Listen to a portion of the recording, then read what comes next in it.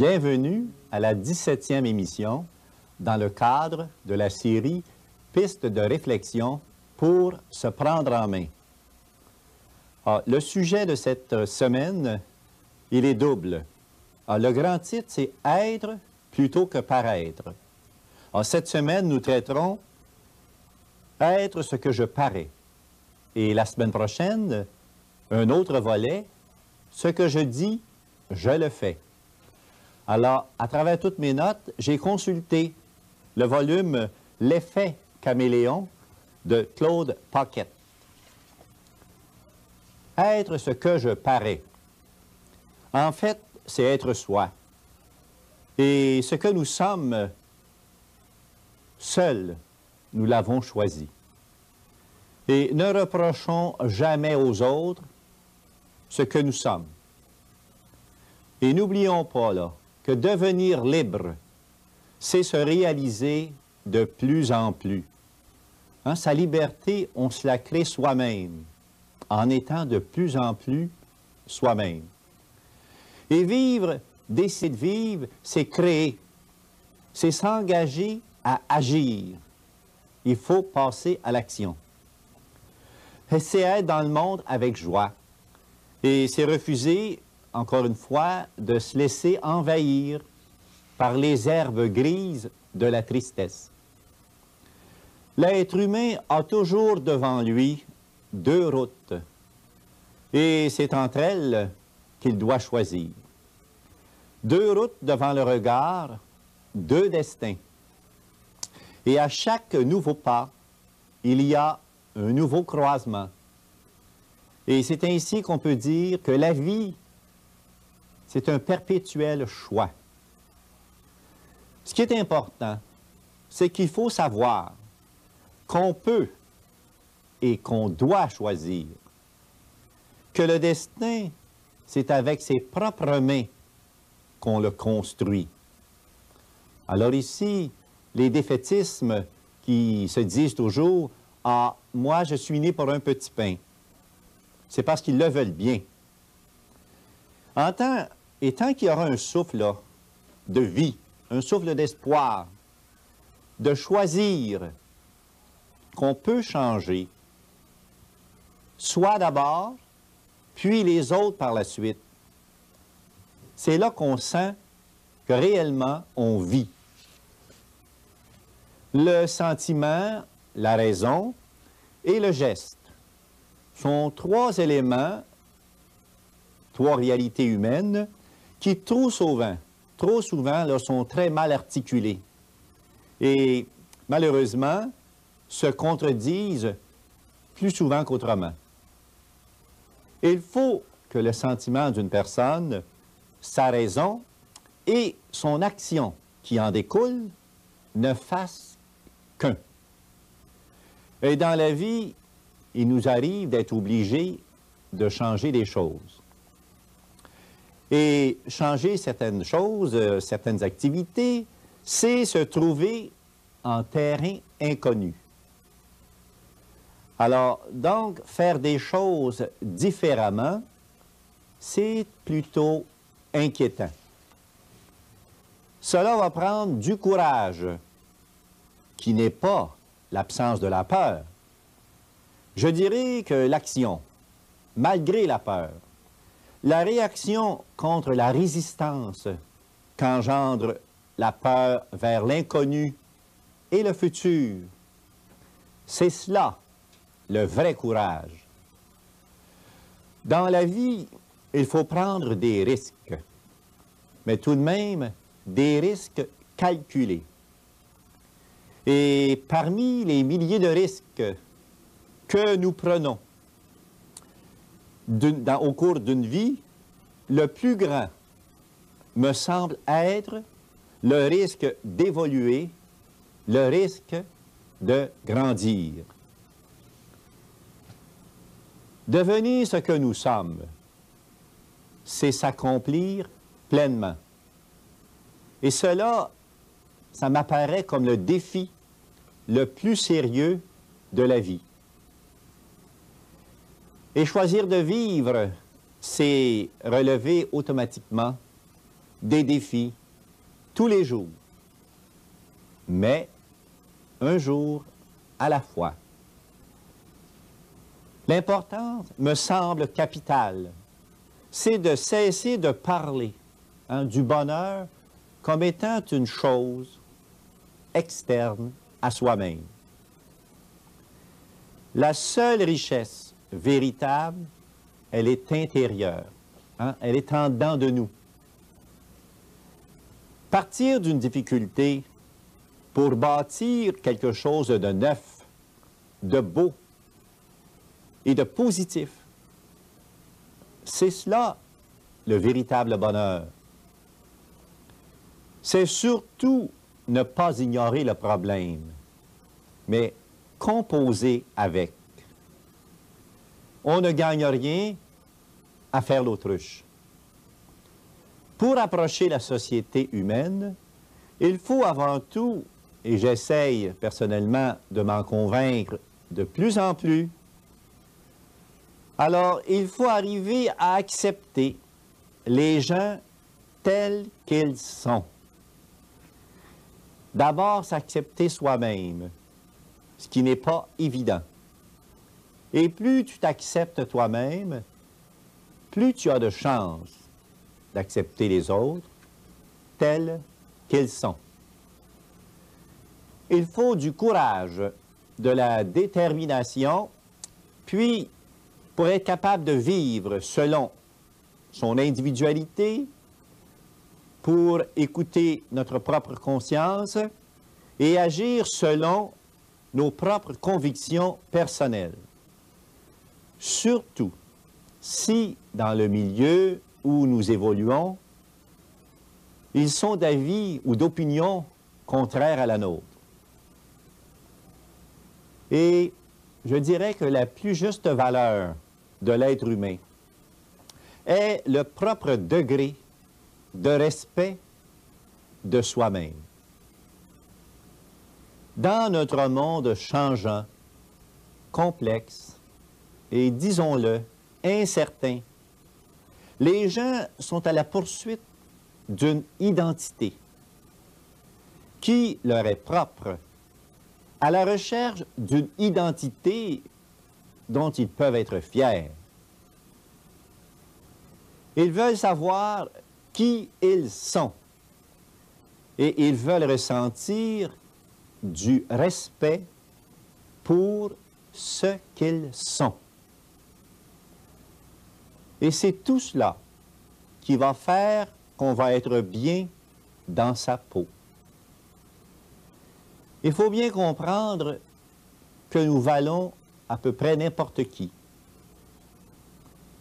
Et nous devons nous évaluer à partir de nos propres critères personnels et cesser de nous comparer aux autres avec des critères compétitifs. Il y a une chose qui est certaine, personne d'autre n'est comme nous. Nous sommes uniques. Et j'ajouterai que c'est là notre plus grand trésor. Se faire accroire des choses, c'est bien tentant. Et accepter la réalité, c'est parfois cruel. Un des moyens efficaces que j'ai trouvé personnellement, à la suite de bien d'autres, pour obtenir ce que l'on désire vraiment de la vie, c'est d'acquérir une certaine habileté pour établir des rapports avec les gens. Alors ici, il est question assurément de communication. Si vous me le permettez, pour communiquer, il faut prendre le temps.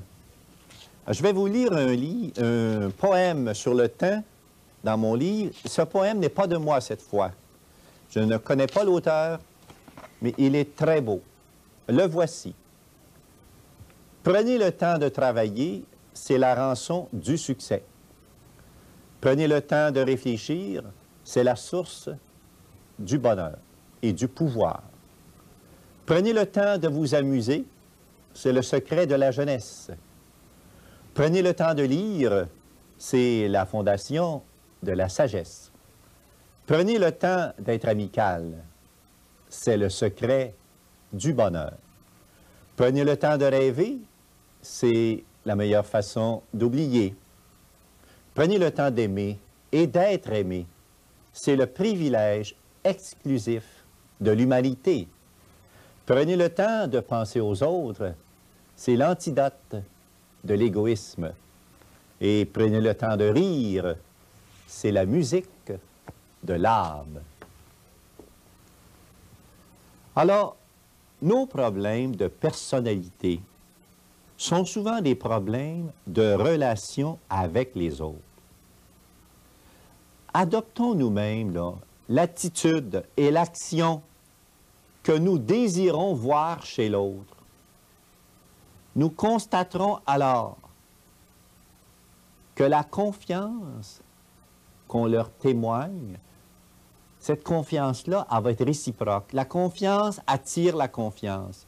Le respect attire le respect. Et le jour où un être humain, vous et moi, ne dépend plus intérieurement de l'opinion des autres pour sa conduite, il prend confiance en lui. Et retenons que dans les relations humaines, ce n'est pas comme dans les règles de jeu. Il n'y a ni gagnant, ni perdant. Et les liens les plus précieux pour favoriser justement cette communication doivent se fonder sur l'égalité. Alors, comme individus, nous sommes tous et toutes égaux. Alors, ce qui fait la différence, c'est lorsque nous développons notre personnalité, notre caractère, notre tempérament, qu'on fait ressortir ce qui est propre à nous. Mais en tant qu'être humain libre et responsable, comme individu, nous sommes tous égaux, quel que soit notre sexe, quel que soit notre âge, quelle que soit notre occupation. Quand nous avons confiance en nous et en même temps là, que les autres nous font confiance, eh bien, nous pouvons davantage vivre en paix avec nous et nous accepter, puis nous aimer et nous épanouir dans tout notre être. Et on se rappelle, l'être humain, 4 éléments fondamentaux, un corps, un cerveau, un cœur et une âme.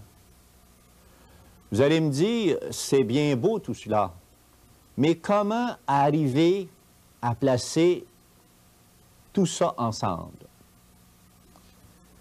Ce que nous sommes, ce que nous vivons, ce que nous disons et ce que nous faisons. Alors, il faut faire un avec tout ça. Si vous le voulez bien, je vais me poser des questions avec vous, en toute honnêteté et simplicité. Sommes-nous des caméléons, c'est-à-dire des êtres rampants, prêts à changer notre langage, notre opinion, nos valeurs et même notre conduite au gré des pressions extérieures? On se pose la question à chacun et à chacune d'entre nous. Sommes-nous comme ça? Et je continue par quelques autres questions, parce que nous savons qu'à l'intérieur des questions se trouvent indirectement les éléments de base d'une réponse. Sommes-nous des traîtres? Comment pouvons-nous comprendre certains individus qui mènent une vie professionnelle en totale opposition avec leur vie privée? C'est comme si le cœur et le cerveau étaient au travail et la personne, lorsqu'elle quitte son milieu de travail, se retrouve avec son cœur et son âme. Alors les 4 atouts sont séparés en 2. Ça ne me paraît pas, en tout cas personnellement, très normal. Ici, je ne pose pas de jugement. Je constate des faits autour de moi. Sommes-nous réellement indépendants? Du lever au coucher, essayons de compter les actes complètement libres que nous posons. En tout cas, en ce qui me concerne, j'ai assez des 5 doigts de la même main pour les compter. La recherche de la cohérence, c'est-à-dire ce qui va bien ensemble, ce qui est harmonieux, ce qui est logique. Donc, cette recherche de la cohérence est-elle une tentative quotidienne à refaire tous les jours afin de réduire l'écart, la différence entre nos valeurs et notre conduite? La cohérence, c'est de vivre dans le quotidien, à chaque jour, les valeurs qui nous tiennent à cœur. Facile à écrire, facile à dire, mais peut-être pas si facile à réaliser. Posons-nous la question différemment. Des écarts existent-ils entre ce que nous annonçons et ce que nous vivons? Autrement dit, entre ce que nous disons et entre ce que nous faisons. Il n'y a pas de réponse que je puisse vous donner ou que je puisse me donner. Nous allons y réfléchir ensemble. Toute personne, vous et moi, on a des valeurs de préférence. Nous avons des aspirations, des croyances, des principes et une éthique de vie personnelle. Chacun et chacune d'entre nous, nous croyons que certaines valeurs sont plus importantes que d'autres. Dans nos paroles, dans nos conversations, nous faisons la promotion de certaines valeurs. Mais il est indéniable que les valeurs de préférence, ça vient de notre cheminement personnel, ça vient également de notre origine, pour ne pas dire que ça vient aussi de notre patrimoine culturel. C'est très personnel. C'est pour cela que les valeurs et les préférences, ça ne se discute pas. C'est un peu comme les goûts, les intérêts. On les ressent, on les a, point à la ligne. Dans la réalité de la vie, de tous les jours, nous vivons des incohérences, c'est-à-dire des choses qui manquent d'unité, qui sont toutes décousues. Même, ça va jusqu'à être des choses très illogiques. Il y a des écarts remarqués entre nos pratiques quotidiennes de la vie et les pratiques que l'on annonce dans nos paroles. Cela peut être conscient ou pas, peu importe, ça existe et c'est là. L'uniformité tranquille, là, des valeurs qu'on a connues il y a 20 ans, 30 ans, 50 ans, bien, cette uniformité-là des valeurs n'existe plus. Et je dirais, c'est tant mieux. Car le problème, là, il n'est pas dans le pluralisme des valeurs. Je dirais plutôt que cette diversité des valeurs, ça peut devenir une très grande richesse. Le problème, comme je le vois, et comme vous pouvez le constater vous-même, c'est que chacun doit choisir et assumer les conséquences de ses choix. Examinons ensemble quelques exemples. On va facilement constater que les valeurs dominantes dans le monde des affaires, c'est tout ce qui tourne autour du mot « performance ». Alors, c'est bien sûr que la compétition, la rivalité, la suprématie, l'individualisme font partie du vocabulaire du monde des affaires. Alors, disons que tout cela peut être résumé par un mot « performance ». Dans le monde des sports, de plus en plus, surtout dans les circonstances actuelles, si nous soulignons